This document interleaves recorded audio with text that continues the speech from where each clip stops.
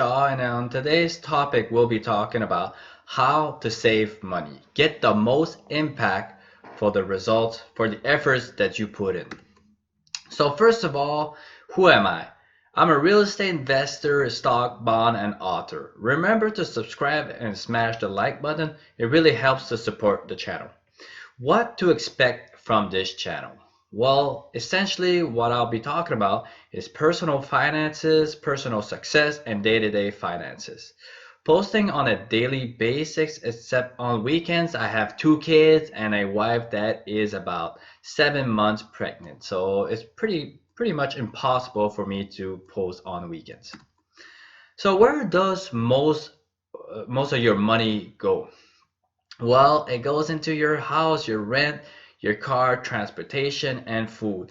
This is why we're going to focus on these three main aspects for you to save money.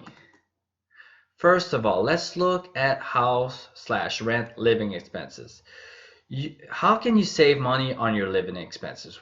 Well, first of all, you can buy less than you can afford. If the bank says you can afford $300,000, well, buy a $200,000 home. You'll save a lot on interest. You'll save a lot on all the expenses that has to do with your house. So the higher quality you go, the more it costs to change a counter, to change the floors, because you have to go into that high end. Okay, let's say you still want to buy that $300,000 home. Well, an option that you could do is rent a room. How much money could it be worth? Say you can save $700 a month. How much would it be worth in 30 years? Like just a little bit of money sometimes, because I'm saying that this has no taxes, because most of the time when you're renting out a room, there's so much expensive expenses attached to your home that a lot of times you won't have to pay taxes, because there's more expenses than income that's coming in. So let's look at the example. The answer is, after 30 years of renting out that room and you didn't invest that money and it's not inflation edge, you would save $252,000. So imagine if you were investing that money at a 7% return per year, that money would grow to $853,000. You're almost a millionaire just by renting out one room. So cars and transportation. By driving secondhand cars, I was able to keep my expenses of two cars for the last 12 years under $300. Like for two cars, including expensive like maintenance, repair, everything that had to do with the car, I was able to keep it at under $300 for two cars in the last 12 years. Let's compare that. According to Credit Karma, a new car on average will cost $554. Now to properly compare, we must multiply it by two times, okay? Because you have two cars, this will cost you around $1,100 in $8 per month. Again, let's look at this example on a period of 30 years. Answer, so 1100 minus 300, so you'll be saving $800 a month times 12 times 30 years. That's $290,000 money saved after a period of 30 years. Of course, this does not include inflation. Again, I want to keep my examples simple so people can understand and take action right now.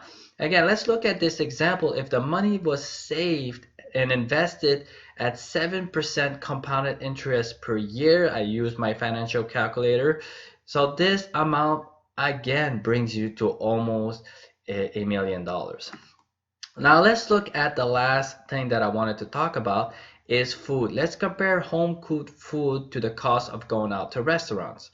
My average home cooked food per plate is around $5. This is an average of the last 12 years. Sometimes I can bring it down to $2 a plate.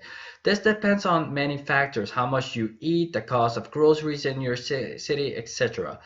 Of course, I eat very healthy. Now let's compare that same plate with eating out. My average plate always costs around $25, excluding drink, taxes, and tips when I go to restaurants. The money saved per plate is around $20 per plate per person. So the answer, if you do this same step for 30 years, say you save two plates per day per person and that you are a couple, after 30 years, you will have saved $436,000 and $800. So imagine, just by eating at home, you could save $436,000. Of course, again, it does not include inflation, and it does not include the amount that you save per year in investing in compound interest. So let's look at this example again with compounded interest 7% per year. This amount will grow to $1.4 million. You will be a millionaire just by eating healthy and eating at home. You can become a millionaire over the span of 30 years. So if you do all the three methods, okay, I'm not even talking about acquiring assets, investing in real estate, or just investing in the stock market, because the last 30 years it averaged out at around 7%, excluding the dividends that it was giving, excluding taxes on that return, and excluding inflation on the money that you earn. So you would have accumulated approximately $3.3 million. Of course, this is if that the money that you save, you don't go spending on other things and just compensate, like, you know what I mean? Just because you save money on the three first main points and you go out gambling on the weekends, of course you're not going to accumulate that money. You have to be wise in all areas of your life. Remember, it's not how much money you make, it's how much money you spend. Like, it's always that. It's not the money that you make, it's how you're spending the money. Your daily choices makes a big difference in the long run. Compounded results are powerful. Eighth wonder of the world, according to Einstein, is compounded interest. Imagine the smartest man on earth says that it is the eighth wonder, because people who understand interest earn it and people who don't pay it. Remember that. So this is the end of this PowerPoint on how to save money in 2020. I would like to mention though that saving can make you rich or financially independent, but it's not something that I focus on today. I don't focus too much like on budgeting. I focus more on acquiring assets today. But at first, when I started, of course I had to budget. Of course I had to be careful. I was renting out 4 rooms in my house. I was driving old cars. They're all rusted and stuff like that.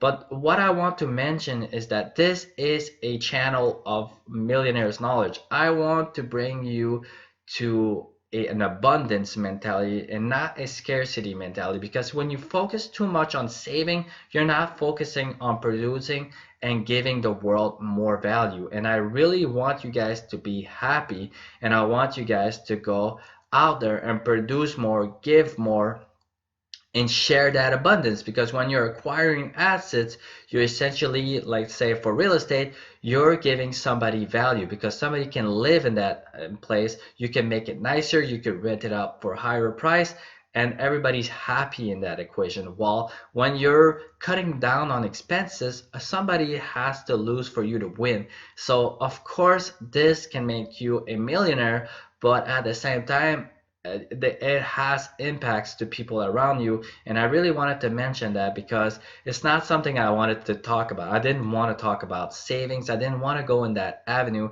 because I really want people to think bigger and to become more than they are right now. So this is Millionaires Knowledge. Focus on acquiring more assets, then your lifestyle can increase.